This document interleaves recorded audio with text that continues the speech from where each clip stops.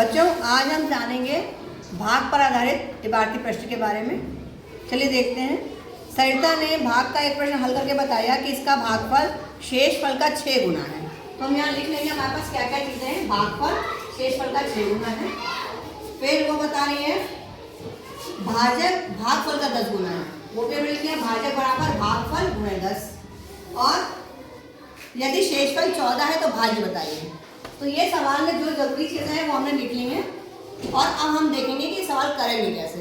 तो हम सबको मालूम है कि जब हम इस तरह से लिखते हैं तो यहाँ पर हम क्या लिखते हैं, भागफल होता है यहाँ पे, है ना? ये सबको मालूम है। Yes ma'am. नीचे यहाँ क्या आता है, शेषफल होता है। Very good.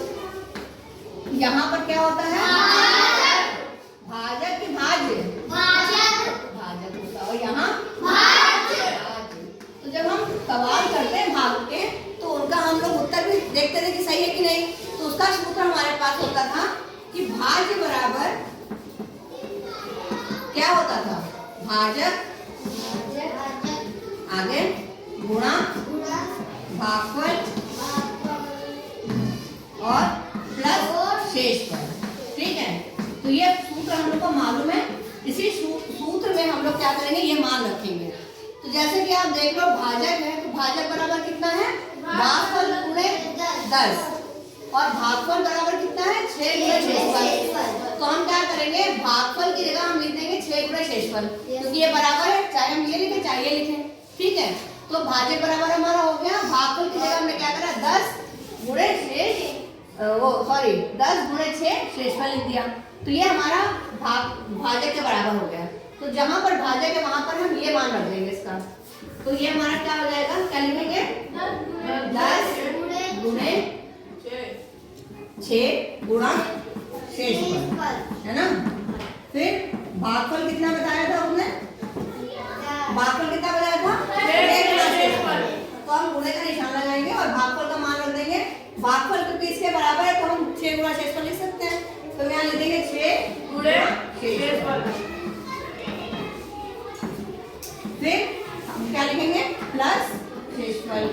ये हमारा सूत्र बन गया। अब इसमें हमको उसने बताया यदि शेषफल 14 हो, ठीक है, शेषफल 14 है तो हम क्या करेंगे, जहां जहां हमारे पास शेषफल है हम क्या लिखेंगे, 14, क्योंकि शेषफल 14 के बराबर है।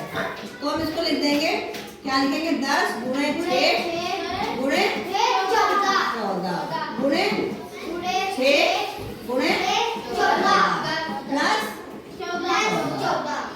अब ये हमको गुणा कर लेंगे, 10 गुणे 6 कितना हो जाएगा, 60। और 60 गुणे 14 कितना हो जाएगा, 6 का पहाड़ा पढ़े 14 बार तो कितना होगा, 14 का पहाड़ा 6 बार पढ़े 84।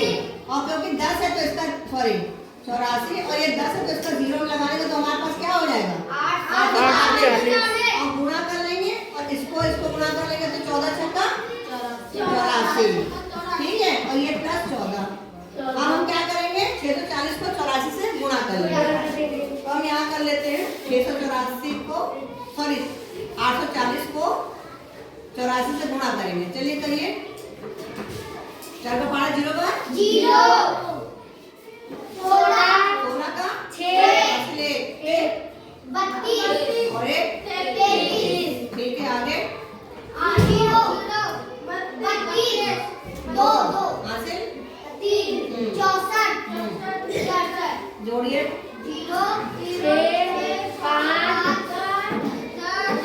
ठीक है, ये हमारा गुणनफल आ गया। इसको हम लिखेंगे, कितना गुणनफल आया है, 70,560। इसमें हमें 14 जोड़ देना है। 14 जोड़िए, ये इकाई का जोड़ेंगे तो 0 और 4 6 और 1 7 5 0 7। तो हमारा उत्तर आ गया 70,574।